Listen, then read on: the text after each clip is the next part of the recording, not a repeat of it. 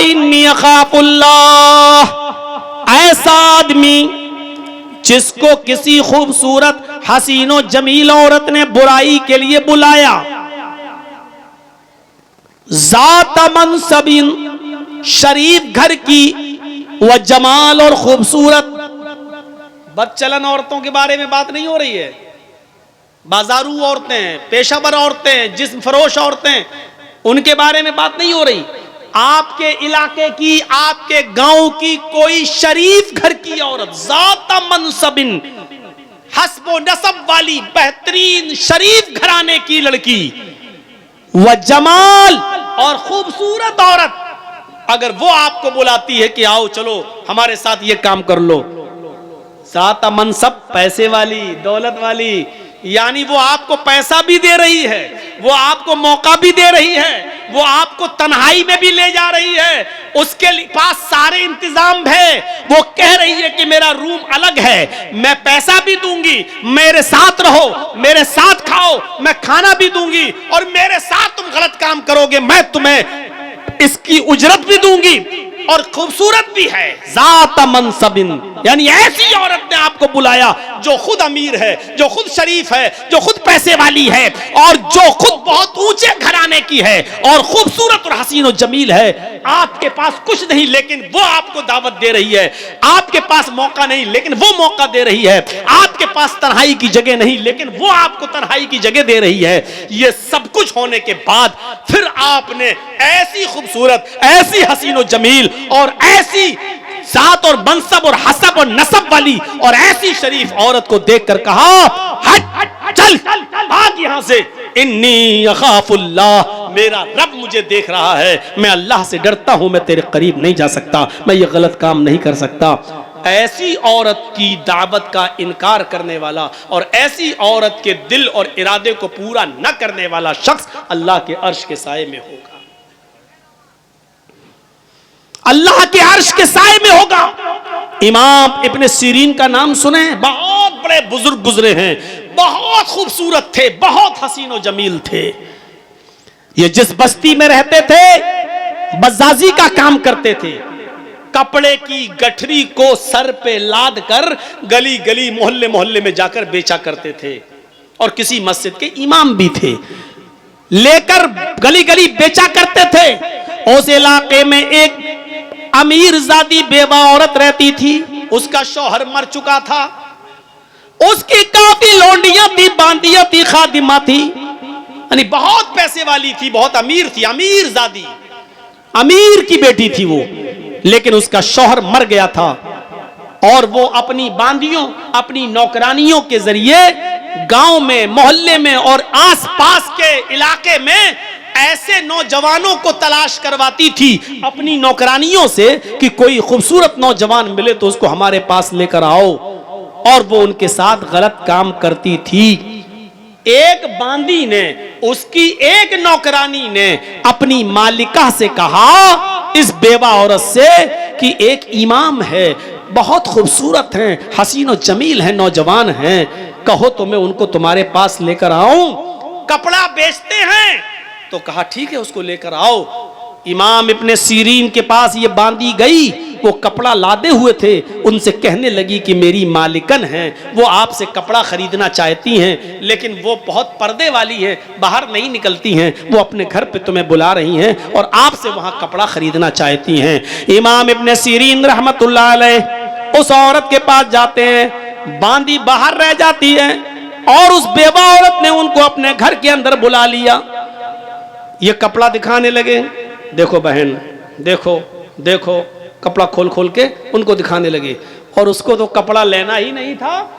जब उसको कपड़ा लेना नहीं था तो वो दिल लगी की बातें करने लगी, बहलाने फुसलाने की बातें करने लगी, उनको अपनी तरफ माइल करने लगी और कहने लगी मुझे कपड़ा खरीदना ही कब है, आइए मेरे करीब होइए और मेरे साथ जिमा कीजिए, मेरे साथ हम बिस्तरी कीजिए।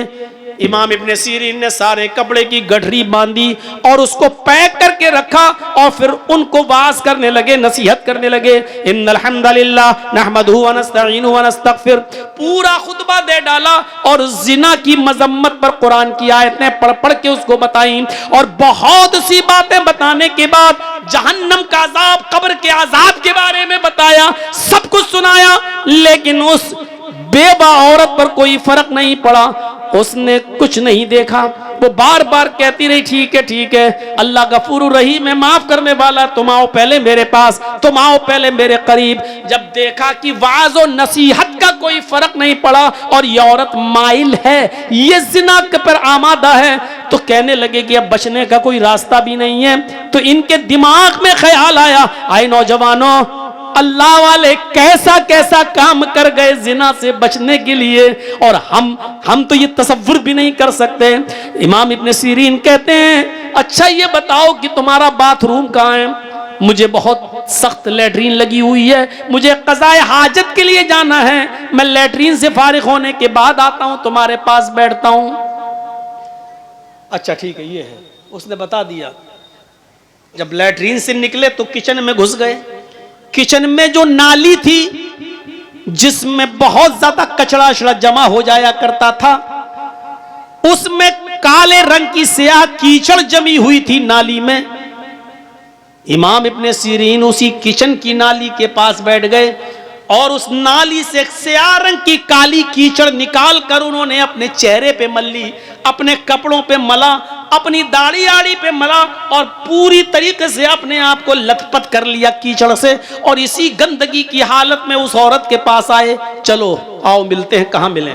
उसने कहा बदबू आ रही, ये क्या करके आया तू? ये जल्दी से कपड़े की गठरी उठाई और भाग गए। और फिर जब गांव में पहुंचे तो एक कुएं से पानी खींचा और वहां जाकर उन्होंने अपने कपड़े धोए और वहां जाकर वो नहाए धोए और उन्होंने गुस्ल किया और अल्लाह का शुक्र अदा किया कि आय अल्लाह, आज तूने मुझे एक औरत के शर्र फितन से तूने मुझे बचा लिया, आज मैं जिना जैसी बदकारी से महफूज हो गया। मेरे प्यारे साथियों, जिना से बचने के लिए गौर करो कि वो औरत, इमाम इब्ने सीरीन अगर उसका इरादा पूरा कर देते तो पैसा भी देती, तन्हाई भी दे रही थी, अमीर भी थी, कपड़ा भी नहीं खरीदती और पैसा भी दे रही थी उनको, सब कुछ। लेकिन इमाम इब्ने सीरीन के पास सब कुछ था, मौका था, तन्हाई थी और वो बेवा औरत खूबसूरत भी थी, लेकिन इन सब के बावजूद अल्लाह का खौफ था और अपने आप को बचाया।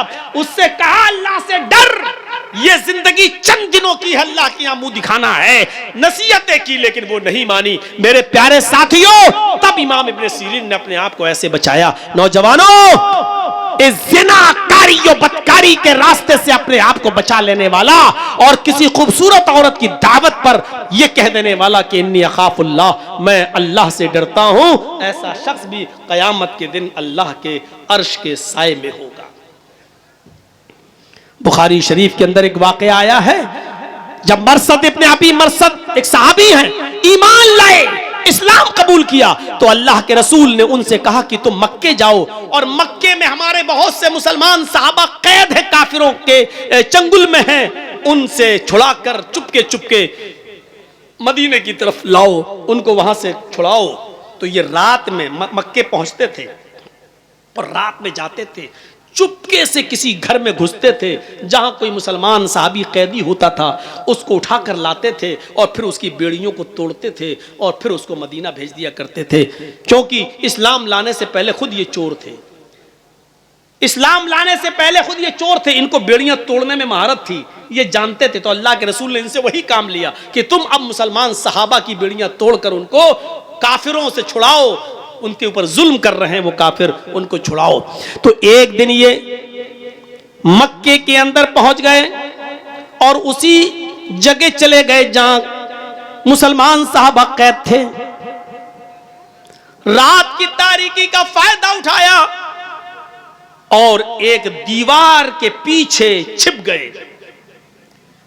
चांदनी रात थी, रात के अंधेरे में एक औरत निकल के आई, उसने दीवार के पीछे एक साया देखा, समझ गई कि इस दीवार के पीछे कोई आदमी बैठा है, उस आदमी का साया यहां आ रहा है।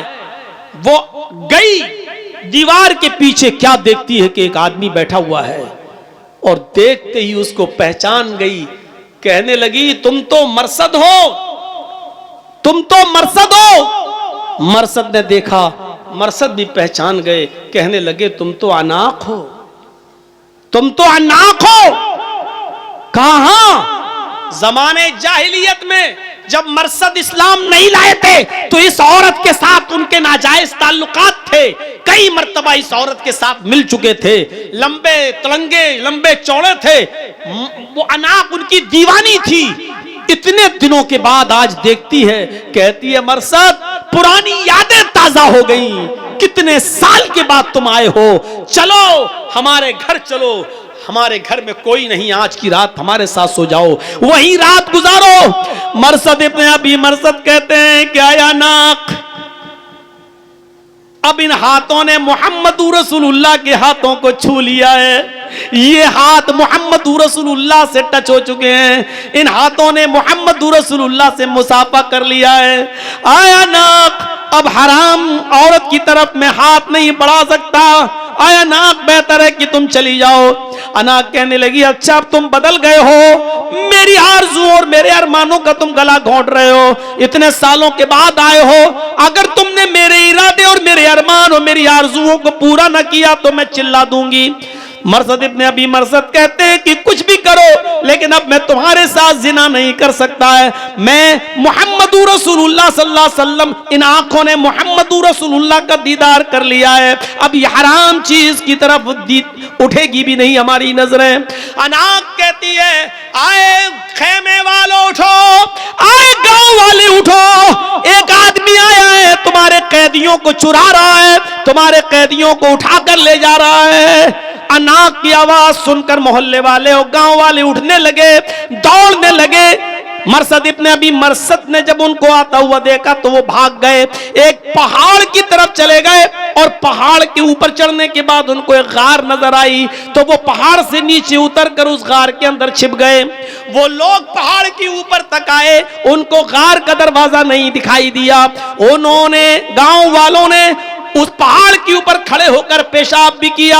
मरसद इब्न अबी मरसद कहते हैं, बुखारी की रिवायत है, वो पेशाब कर रहे थे और उनका पेशाब हमारे सर पर आ रहा था, वो पेशाब कर रहे थे और उनका पेशाब हमारे सर पर गिर रहा था, लेकिन मैं टसमस नहीं कर रहा था, अगर मैं थोड़ा बहुत हिलता तो वो मुझे पहचान लेते और देख लेते, मैं ऐसे ही छुपा रहा, यहां तक कि कुछ देर के बाद वो सब चले गए। रात काफी हो गई और वो सब चले गए, अनाक भी चली गई, ये सोचकर कि अब तो मरसद इब्न अबी मरसद भाग गया है। फिर थोड़ी देर के बाद मैं गार से निकला और फिर मैं अपने काम में लग गया।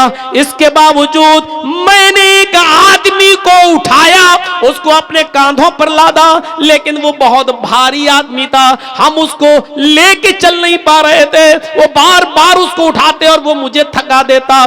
थोड़ी देर के बाद हम जब उसके गांव से बाहर निकले तो मैंने उसकी पैरों की बेड़ियां तोड़ी और उसके हाथों की बेड़ियां तोड़ी और उसको लेकर अल्लाह के नबी के पास आया। अल्लाह के नबी मुहम्मद रसूलुल्लाह को पूरा वाकया सुनाया। अय अल्लाह के नबी सल्लल्लाहु अलैहि वसल्लम, ऐसा ऐसा मामला है, अनाक हमारी पुरानी दोस्त है, उससे हमारे जमाने जाहिलियत में बड़े अच्छे ताल्लुकात थे, उसके साथ मैं जिना भी कर चुका हूं, उसके साथ मेरा उठना बैठना सब कुछ था, उसके घर पे रहता था। अय अल्लाह के नबी, क्या इस्लाम लाने के बाद मैं उससे निकाह कर सकता हूं? क्या मैं उसको अपनी बीवी बना सकता हूं? आप इजाजत दीजिए कि मैं अनाक को अपनी बीवी बना लूं। अल्लाह के नबी सल्लल्लाहु अलैहि वसल्लम खामोश रहे कि आए मरसद, इंतजार करो, अल्लाह रब्बुल आलमीन की तरफ से अगर कोई हुक्म होता तो मैं तुम्हें बताता हूं कि तुम अनाक से निकाह कर सकते हो या नहीं निकाह कर सकते हो। यहां तक कि अल्लाह रब्बुल आलमीन ने कुरान में यह आयत नाजिल फरमा दी कि अज़ानी ला यनकिहु इल्ला ज़ानियतन औ मुशरिकतन, कोई जानी किसी जानिया ही से निकाह कर सकता है और किसी मुशरिका से ही, और कोई जानिया औरत किसी जानी मर्द से ही निकाह कर सकती है, या जानी या मुशरिक मर्द से निकाह कर सकती है। आए मरसद, तुम ईमान ला चुके हो, तुम मोमिन हो चुके हो, और किसी मोमिन के लिए जायज नहीं है कि किसी जानिया और बदचलन औरत से, किसी जानिया और मुशरिका से निकाह करे। लिहाजा अल्लाह ताला ने तुम्हें अनाक के साथ निकाह करने से मना कर दिया है। तुम अनाक को अपनी बीवी नहीं बना सकते हो। मेरे प्यारे साथियों, गौर करो किस तरीके से अपने आप को जिना से बचाया। जंगल में मौजूद बड़ी खूबसूरत औरत अनाक, दोस्ती भी रह चुकी है जमाने जालियत में, और वो कह भी रही है मेरे घर में कोई नहीं है, चलो। अकेला, तन्हाई का मौका, दिल के सारे दरवाजे खुले, पूरा चांस और पूरा मौका भी दे रही है। लेकिन मरसद इब्न अबी मरसद क्या कह रहे हैं? अल्लाह से डर, मैंने अल्लाह के रसूल के हाथों को छुआ है, अब ये किसी हराम चीज को नहीं छू सकते हैं। ये लोग अल्लाह के अर्श के साए में होंगे। लिहाजा वो नौजवान, वो आदमी जिसको किसी खूबसूरत लड़की ने बुराई के लिए बुलाया और उसने ये कह दिया कि मैं अल्लाह से डरता हूं, इन्नी अखाफुल्लाह, तो ऐसा शख्स भी कयामत के दिन अल्लाह के अर्श के साए में होगा। 5 चीजें हो गई, 2 चीजें और रह गई, इनका भी खुलासा कर दूं। वरजुलुन तसद्दक़ बिस्सदक़तिन फअख़फ़ाहा, किसी ने अगर सदका किया, किसी को दिया चुपके से, इतने चुपके से दिया कि दाएं हाथ से दिया बाएं को भी खबर ना हो, तो ऐसा शख्स जो चुपके चुपके किसी को सदका करता है, किसी की गरीब की मदद चुपके से करता है, ऐसा शख्स भी अल्लाह के अर्श के साए में होगा। ये नहीं रमजान के महीने में किसी गरीब की मदद कर रहे हैं, 5 किलो आटा, 2 किलो तेल, 1 किलो चीनी, शरबत की बोतल, खजूर, और उसका व्हाट्सएप पे फोटो खींच के व्हाट्सएप पे भी डाल रहे हैं, आज मैंने 20 लोगों को किट दी है, आज मैंने 50 लोगों को गल्ला पहुंचाया है, आज हमने 50 लोगों को, गरीब लोगों को साड़ी दी है। मेरे भाइयों, ऐसे लोग अर्श के साए में नहीं होंगे जो अपने नेकियों की नुमाइश करते फिरे और जिसको दे रहे हो उसको भी जलील करते फिरे बेचारे को।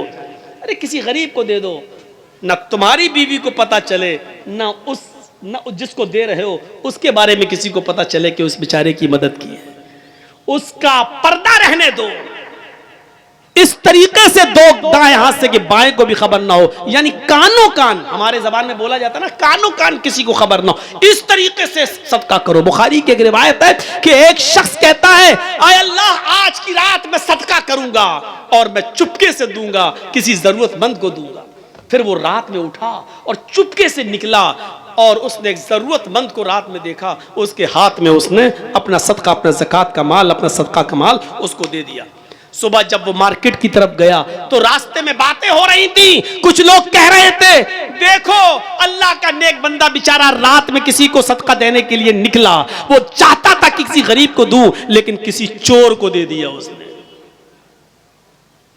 इसने कहा, अल्लाह, मेरी नीयत तो नहीं थी चोर को देने की, मेरी नीयत तो थी गरीब की मदद करने की, लेकिन अब धोखे से चोर के पास पहुंच गया तो मैं क्या कर सकता हूं। अल्लाह, आज मैं फिर निकलूंगा और किसी गरीब की मदद करूंगा। दूसरे दिन वो फिर रात में निकला चुपके से, आज फिर किसी गरीब आदमी को उसने देखा जो रात में मौका, उसने पूछा, तुम जरूरतमंद हो? कहा हाँ। उसने सदके का माल उसको दे दिया। सुबह हो के रास्ते में फिर बातें हुई कि देखो आज भी बेचारा धोखा खा गया, कोई निकला और किसी गरीब की मदद करना चाहता था लेकिन धोखा खा गया। आज तो उसने एक बहुत बड़े अमीर के हाथ में पैसा पकड़ा दिया, आज तो बहुत बड़े अमीर की मदद कर दी, जबकि सदका तो गरीब के लिए है, लेकिन धोखा खा गया, उसने अमीर को दे दिया। इसने कहा, अल्लाह, मैं किसी गरीब की मदद करना चाहता था लेकिन आज भी धोखा खा गया, पता नहीं क्या हो रहा है। हाय अल्लाह, मेरे किसी के चेहरे पर तो लिखा नहीं है कि कौन अमीर कौन गरीब। अब मेरे पास और भी सदके का माल है, आज की रात में निकलूंगा, तू मेरी मदद करना और किसी मुस्तहिक तक पहुंचा देना, जो मुस्तहिक हो, जो उसका जो गरीब हो। हाय अल्लाह, मैं चुपके ही से दूंगा, इस तरह दूंगा कि किसी तीसरे को पता नहीं चलना चाहिए। वो रात की तारीकी में तीसरे दिन भी निकला, और जब तीसरे दिन निकलता है तो फिर किसी गरीब को ढूंढता है तो क्या देखता है कि एक औरत बैठी हुई है, मायूस है, परेशान हाल है।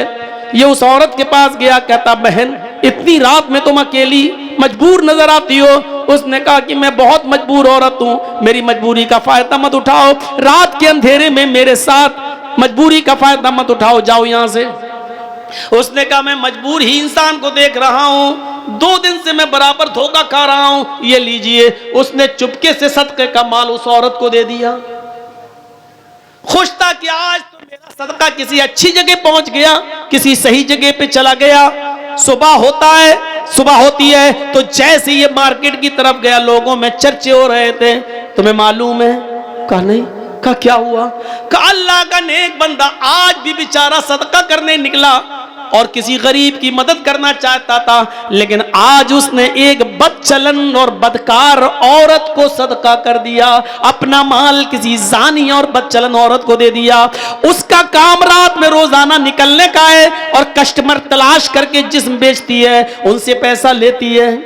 इसने कहा अल्लाह मुझे सवाब नहीं मिले तो गुनाह भी मत देना, इसलिए कि मेरी नीयत तो अच्छी थी गरीब की मदद करने की, लेकिन मैं 3 दिन धोखा खा गया और अब मेरे पास ज़कात का सदके का सारा माल भी खत्म हो गया। अगर तू मुझे सवाब न दे तो गुनाह भी मत देना, क्योंकि मैंने जानबूझकर किसी अमीर की, चोर की और बदकार औरत की मदद नहीं की। जब रात में ये सोया तो ख्वाब देखता है कि कोई कह रहा है, बुखारी की हदीस, रात में ख्वाब देखता कोई कह रहा है तू मायूस मत हो, नादिम मत हो, अल्लाह ने तेरे सदके को कबूल कर लिया। हो सकता है कि जिस चोर ने चोर को तूने सदका किया, हो सकता है कि वो चोर तेरे सदके का माल पाकर अपनी चोरी से तौबा कर ले। हो सकता है जिस अमीर आदमी को तूने सदका दिया वो तौबा कर ले और उस पैसे को गरीब और मिस्कीनों में खर्च कर दे। जिस बदचलन औरत के हाथ में तूने पैसा दिया, सदका किया, हो सकता है कि वो अपने जिना से तौबा कर ले और तेरे दिए हुए सदके के माल से वो अपने बीवी, अपने बच्चों की और अपने शौहर की देख रेख करे, और हो सकता है कि तौबा कर ले। तूने अनजाने में ऐसा काम किया, अल्लाह ने तेरे सदके को कबूल कर लिया। मेरे भाइयों, ये हदीस हमें बुखारी की ये बतला रही है, अगर धोखे से रात की तारीकी में किसी गरीब की मदद करना चाहते हो और आपने चुपके से किसी की मदद की लेकिन धोखा खा गए, वो गरीब की जगह कोई और निकला या धोखे से आपका पैसा किसी और की जगह पास पहुंच गया, लेकिन चुपके से मदद करने की वजह से आपका सदका कबूल हो जाएगा। भले ही आपने गलत जगह दिया है, जानबूझकर नहीं धोखे से, तो अल्लाह रब्बुल आलमीन आपके सदके को तो कबूल कर लेगा, आपको गुनाह नहीं पड़ेगा, आपका सदका तो कबूल हो जाएगा। लेकिन उस आदमी को हिसाब व किताब देना पड़ेगा जो जरूरतमंद नहीं था फिर भी ले लिया, तो आपका सदका कबूल हो जाएगा। तो ऐसे सदका कीजिए कि किसी गरीब को जब आप दो, दाहिने हाथ से दो तो बाएं हाथ को भी उसकी खबर नहीं होनी चाहिए। ये है सदके का मतलब। नुमाइश मत करिए, किसी की मदद कर लो। एक फोटो लेना जरा, हाँ खच।